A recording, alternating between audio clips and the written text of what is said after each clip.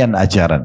Supaya betul-betul kita seperti sahabat Nabi. Perhatikan Nabi di sini. Untuk apa saat menyebutkan ini?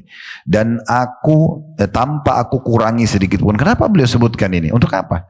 Kan bisa saja saat cuma menyampaikan, ya sudah, Nabi sholat di 2 rakaat pertama, yang pertama lebih panjang daripada 2 rakaat yang kedua. Gitu aja sederhana.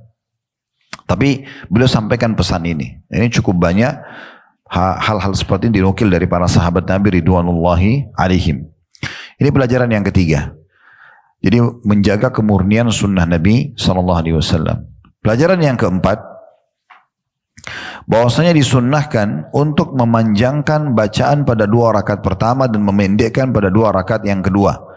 Ini biasanya rakaat pertama kalau kita sholat isya utuh 4 rakaat, maka 2 rakaat pertama biasanya lebih panjang karena ada iftitahnya, ya istiftah gitu ya, kemudian al-fatihah, kemudian surah. Rakaat kedua juga begitu, kita baca dalam beberapa riwayat disebutkan Nabi rakaat keduanya lebih pendek daripada rakaat yang pertama. Nanti rakaat ketiga sama 4 lebih pendek lagi daripada 2 rakaat yang pertama. Ya karena memang ada beberapa athar menyebutkan Nabi SAW di 3 rakaat ketiga, rakaat keempat membaca al-fatihah saja. Tidak membaca surah lagi, maka itu lebih pendek. Nah ini termasuk contoh yang disampaikan oleh Sa'ad radhiyallahu anhu bahwasanya sholat Nabi SAW di 2 rakaat pertama lebih panjang daripada 2 rakaat yang kedua. Ya.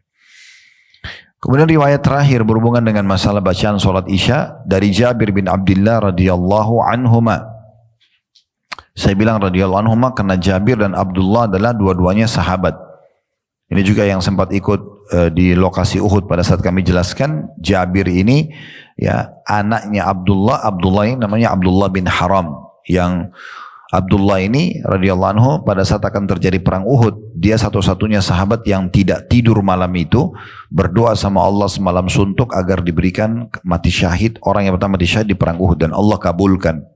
Dan Allah kabulkan. Itu namanya Abdullah bin Haram radhiyallahu anhu.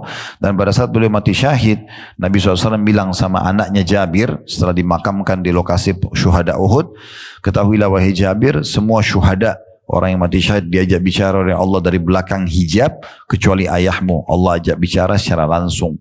Itu keutamaan Abdullah bin Haram radhiyallahu anhu. Dan Jabir anaknya terkenal salah satu sahabat yang paling banyak menukil hadis.